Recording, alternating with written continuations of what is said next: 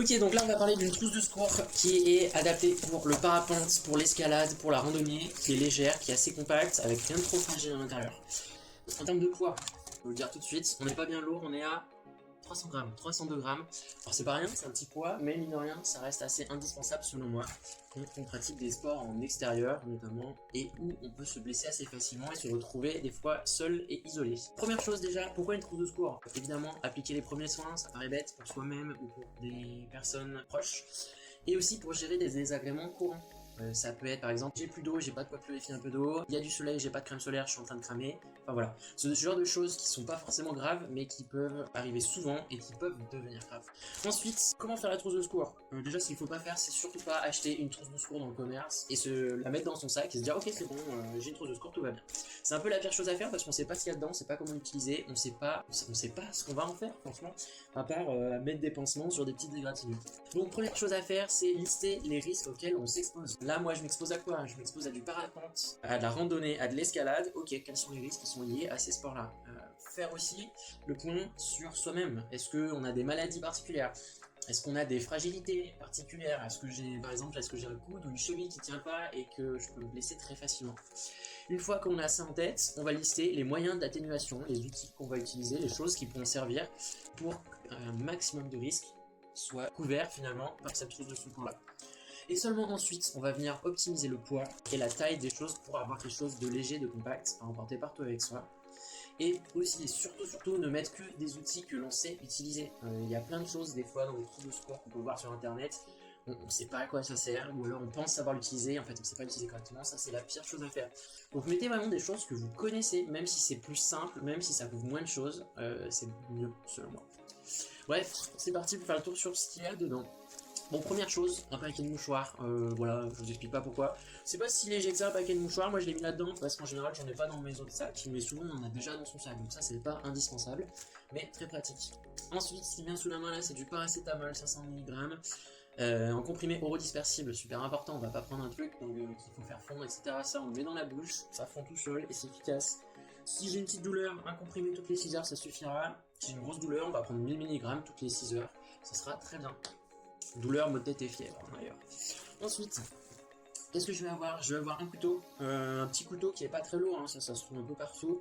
L'idée c'est pas d'avoir un truc ultra aiguisé avec une lame hyper longue et tout, c'est d'avoir un truc qui coupe, tout simplement. Un minima quand même pour le parapente, il faut que ça puisse couper des suspentes relativement facilement. Parce que si on se retrouve perché en haut d'un arbre et qu'on a besoin de couper 2-3 ficelles, ça peut être pratique. En parlant de ficelles justement, il y en a une ici qui est accrochée, c'est environ une quinzaine de mètres. Alors ça s'achète un peu partout en magasin de sport, etc. Très pratique parce que pareil, en parapente je me retrouve perché en haut d'un arbre suite à un incident en vol. Et ben pour que les secours puissent monter leur corde à eux qui est bien solide, avec laquelle ils vont faire descendre, et ben moi je vais faire descendre cette petite corde avec le couteau qui me servira de poids tout simplement. L'attacheront au bout et moi je la remonte. Certains utilisent des fois des ficelles très fines, par exemple avec du nylon, du fil de pêche, des choses comme ça. Alors pourquoi pas, c'est bien plus léger, c'est relativement solide, même si c'est plus fragile, mais pour monter une corde ça suffit largement.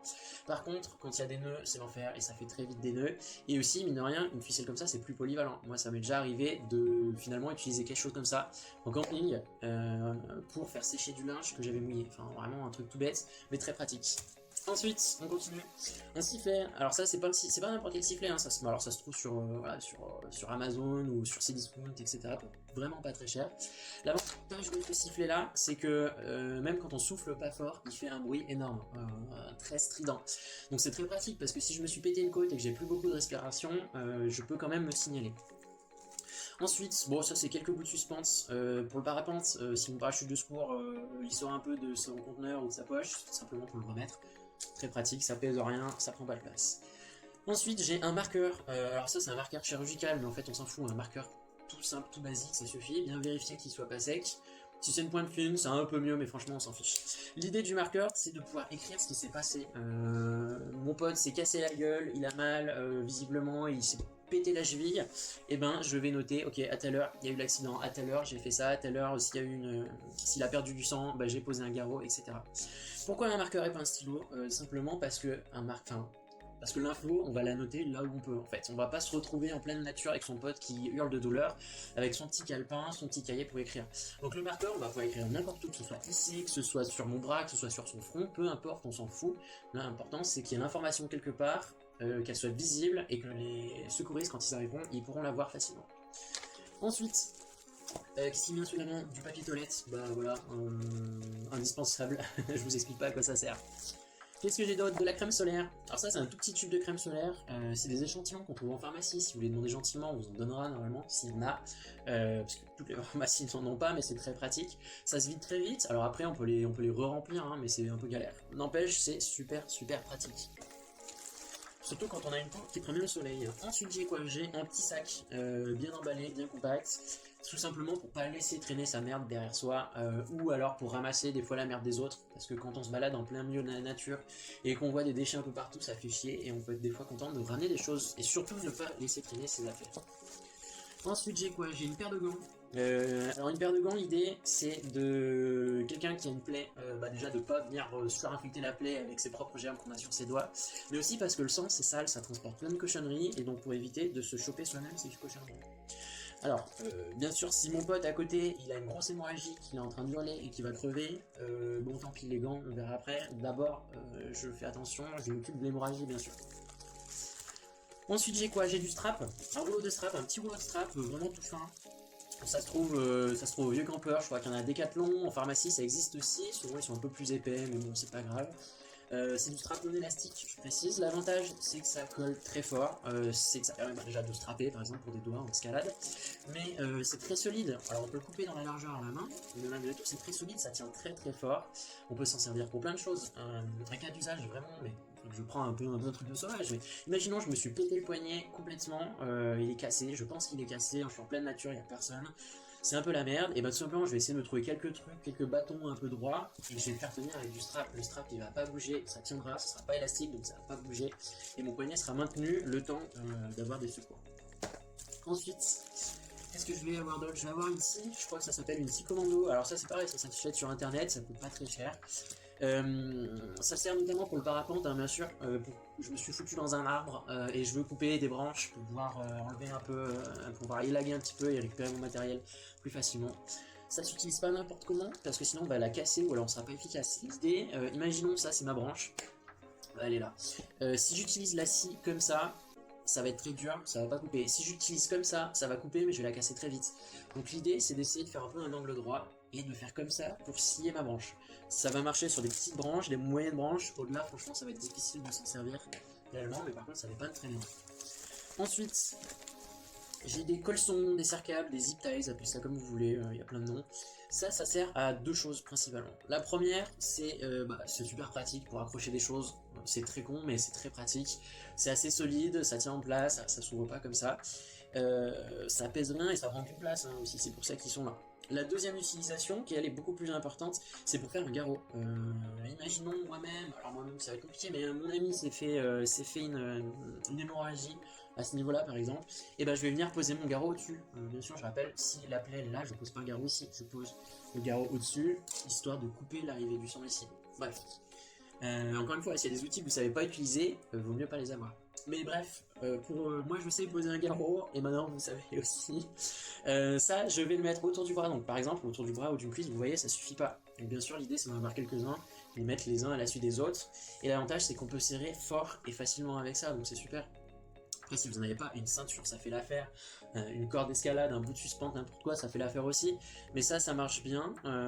Par contre, c'est pas non plus la panacée. Pour en avoir discuté avec un médecin urgentiste, il me disait s'il y a un patient qui arrive avec ça vraiment enfoncé un peu dans la peau, ça va leur faire chier un petit peu d'aller couper ça sans couper la peau, etc. Parce que malgré tout, c'est assez fin et ça peut vite un peu serrer. Après, d'un autre côté, si mon pote il a une hémorragie interne, moi je vais quand même lui poser ça, pour pas qu'il crève tout de suite.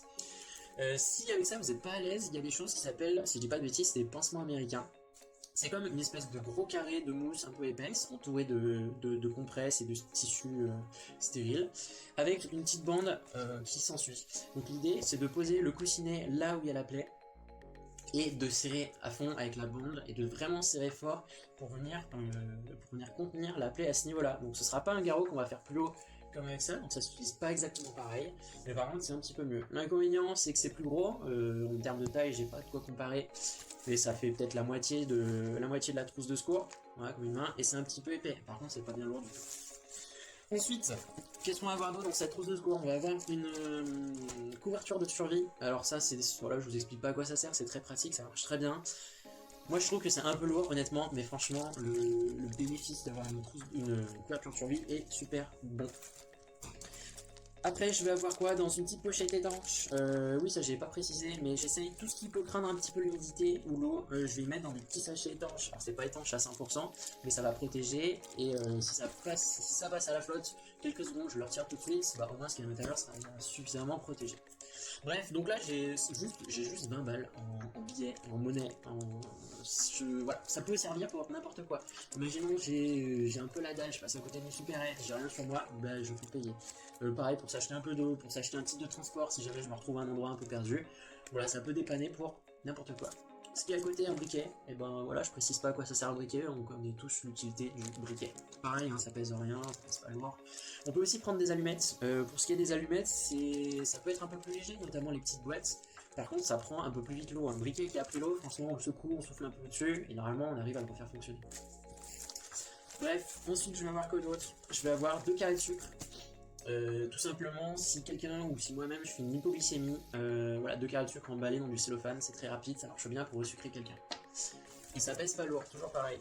Ensuite, j'ai quoi? Alors, ouais, ça c'est un peu optionnel, un petit sachet anti-humidité.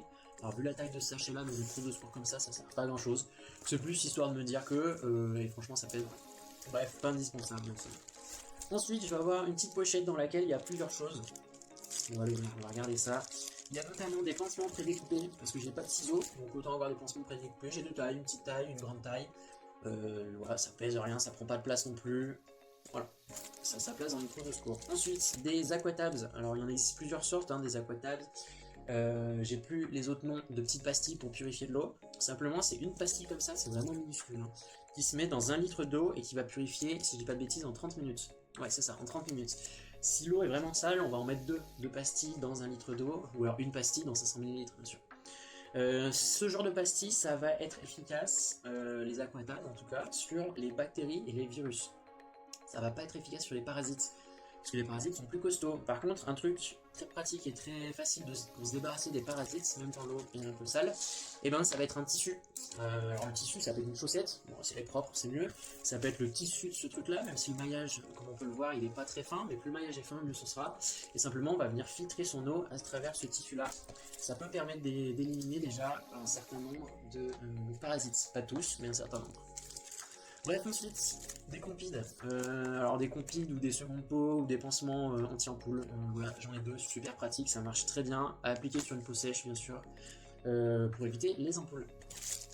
Après, alors là j'ai des strips, des stéristrips. Franchement, ils sont là, mais honnêtement, ça sert pas trop à grand chose dans une trousse de secours. Parce que des strips, bon, déjà pour ceux qui savent pas à quoi ça sert, c'est imaginons je me suis coupé ici, il y a une jolie plaie, et ben un strip ça va venir faire comme un point de suture en quelque sorte. Donc je vais rapprocher un peu mes 2 berges, et puis moi ou quelqu'un d'autre va venir poser un strip, un ou plusieurs strips, pour maintenir fermée la plaie. Alors ça marche très bien. L'inconvénient des strips, par contre, c'est que si on fait ça sur une plaie qui n'est pas propre, c'est pas bon. Parce que déjà ça va faire une cicatrice qui est moche, ça va pas forcément bien cicatriser d'ailleurs, et puis surtout ça peut s'infecter. Donc franchement les stéristrips, je les ai mis parce que c'est tout fin, ça pèse rien, etc. Mais ça s'utilise que sur une plaie qui est propre et désinfectée. Sinon franchement c'est pas la peine. Bon, voilà, encore une fois on rejoint les choses que si on sait pas les utiliser, vaut mieux pas les mettre. Ensuite justement, en parlant de désinfecter, bon je vais pas les sortir, mais j'ai quelques sachets de compresses désinfectantes. Alors ça c'est pareil, ça se trouve en pharmacie. Les septimides, je ne sais pas si ça existe encore. Mais voilà, ça existe sous forme de petites compresses, ça existe aussi des petites fioles. Je pense notamment à de la bétadine qui existe sous forme de petites unités doses. Très pratique, l'idée bien sûr c'est une plaie, d'abord on nettoie avec de l'eau propre, et ensuite on vient désinfecter. Et éventuellement ensuite on viendra mettre un stéristrip, et ça c'est vraiment une option après. Bref, pareil aussi c'est dans un petit sachet légèrement étanche. Ensuite, dernière chose de ma trousse de secours, ça va être des papiers d'identité, des papiers de santé. Donc La première, c'est, alors ça je crois que ça n'existe plus, cette fiche d'Optisia. En fait c'est une fiche sur laquelle, bon moi je me suis permis de rajouter une petite photo de moi, le numéro des urgences, le 112, parce que c'est très con, mais ça j'ai déjà vu ça en cas réel. Quand on est dans la panique, on oublie le numéro des urgences, on devient con. Donc si c'est pas marqué clairement, et ben on peut perdre du temps. Sur cette fiche là, il y a plein de trucs super utiles. Hop, il y a beaucoup de choses, alors faut que je la mette à jour, la mienne d'ailleurs est plus à jour, mais on va pouvoir y mettre ses données administratives, son nom, son prénom, son adresse, son numéro de sécu, j'expliquerai après pourquoi c'est super utile, surtout à l'étranger, son numéro de téléphone, et puis des numéros de téléphone de contact d'urgence de plusieurs personnes avec qui on parle régulièrement, qui peuvent être avec nous par exemple en randonnée, mais ça peut être aussi des gens qui nous connaissent bien et qui ne sont pas avec nous, son papa ou sa maman typiquement. Dessus, on va y mettre des informations en français et en anglais, comme ça au moins dans tous les pays ça sera à peu près compréhensible. Et puis à l'arrière, il y a tout ce qui est les éventuelles allergies, les médicaments, les antécédents personnels, les choses à prendre en compte tout simplement. Donc pareil, c'est un bout de papier, ça pèse rien, c'est pratique. Ensuite, j'ai ma carte IPPI, bon bah ça c'est pour le parapente. J'ai ma licence, c'est pour le parapente aussi. Et j'ai aussi... On va masquer un petit peu toutes les infos, mais ma carte européenne d'assurance maladie, c'est cool, mais c'est pratique, ça peut servir à l'étranger, en Europe. Je parlais du numéro de sécurité sociale à l'étranger, et en particulier de sa carte vitale, parce que dans certains pays, dans beaucoup de pays, mine de rien, les soins ne sont pas pris en charge, comme c'est le cas en France. Donc par exemple, je suis dans les montagnes au Tibet, presque tout en haut d'une montagne, il faut qu'il y ait un hélico qui vienne me secourir. Et bah franchement, si les mecs qui vous appellent, les secouristes qui y a déjà sur place, ils voient que vous êtes français, ils vont se dire ok, en fait le mec, peut-être qu'il peut pas payer l'hélico qui va venir, mais par contre, s'il est français, on va se débrouiller, ça va être la sécurité sociale française, ça va être l'état français qui va pouvoir nous payer, et donc on va pas hésiter, on va faire venir un hélicoptère tout de suite. C'est vraiment très con et un peu cru ce que je dis, mais il y a plein de choses pour lesquelles, ou si on sait que vous n'êtes pas français, et ben dans des pays étrangers, on va peut-être attendre avant de faire venir des moyens plus gros parce qu'on ne sait pas si vous allez pouvoir payer. Donc vraiment ça c'est un tips tout con, mais super important pour moi. Une dernière chose aussi, ça qui n'est pas dans la trousse de secours, qui est accrochée directement à ma sellette de parapente, alors je la tire pas parce que c'est accroché justement, ça va être une vache, une sangle, un truc comme ça quoi. Avec un mousqueton léger si possible, hein, c'est encore mieux. À vis ou pas, en réalité on s'en fiche. L'idée c'est que ça, si je me retrouve un incident de vol et que je me retrouve perché en haut d'un arbre, et bah tout simplement la sangle elle est déjà sécurisée à ma sellette, moi j'ai juste à passer ça autour d'une grosse branche, et comme ça si je tombe, je tombe pas jusqu'en bas parce que c'est ça qui va me retenir. Très con mais c'est super pratique, c'est pas si lourd en vrai, et donc oui, bien sûr, il faut que ce soit accroché à la sellette, mais à portée de main. Si j'ai besoin de me détacher de ma sellette pour pouvoir aller chercher ma sangle, la mettre sur ma sellette, la mettre sur une branche, j'ai le temps de tomber 10 fois de mon arbre. Hein. Donc il faut que ce soit vraiment à portée de main et si possible déjà accroché correctement sur la sellette. Voilà, on a fait le tour de tout ce qu'il y a dans ma trousse de secours. Un dernier truc que je voudrais rajouter, que moi j'ai pas mis, mais que je pourrais mettre, mais j'ai pas mis, c'est les petits bâtons lumineux, les petits bâtons de cyanumène, je crois. C'est des trucs où il faut secouer ou alors il faut casser une petite ampoule en verre à l'intérieur et ça fait de la lumière pendant 12 heures quoi. Ça c'est très pratique la nuit parce que si je veux signaler un hélicoptère, alors juste avec mon petit bâton ça servira pas à grand chose. Mais par contre si je mets mon petit bâton lumineux au bout d'une ficelle et je fais tournoyer cette ficelle, tout de suite le faisceau lumineux sera sera bien plus grand et je serai repérable beaucoup plus facilement depuis un hélicoptère. Ça c'est très pratique, moi j'en ai pas mis, parce que, déjà parce que je l'ai pas sous la main, mais surtout parce que moi je me dis, ces trucs là, par exemple si je prends ceux avec l'ampoule à l'intérieur, si elle se casse dans ma trousse de secours, que je trimballe un peu partout sans faire trop attention, bah le jour où j'ai réellement besoin de ce truc là, je vais déballer mon petit bâton de cyanumène tout content en me disant que c'est bon, je vais pouvoir être opéré, et en fait il ne marchera pas, l'ampoule aura déjà cassé à l'intérieur, etc. Donc c'est pour ça que j'en ai pas, moi je trouve pas ça si incroyable que ça, sauf si on a la garantie de pouvoir le garder dans un endroit où il n'y aura pas trop de choc. Et dans ce cas-là, ça prend toute son importance et tout son intérêt. Voilà, qu'est-ce que je voulais rajouter d'autre? Pas grand-chose, c'est une trousse de secours qui a été faite... Alors moi-même je suis pharmacien, je l'ai fait aussi à l'aide d'un collègue qui étudie en médecine, j'ai pu échanger avec quelques personnes qui sont médecins ou qui sont urgentistes pour la faire. Ça m'a permis d'avoir des tips, des retours, notamment par exemple avec ça pour faire un garrot. C'est pas incroyable mais ça fonctionne malgré tout, des choses comme ça. Cette trousse là elle est pas parfaite, elle est adaptée à mon utilisation, à mon niveau, à mon état de santé, etc. Donc vraiment il faut prendre le temps de faire la vôtre, de se poser, de se dire ok de quoi j'ai besoin, qu'est-ce que je fais, et ensuite seulement de se dire ok, j'optimise en termes de poids, en termes de place.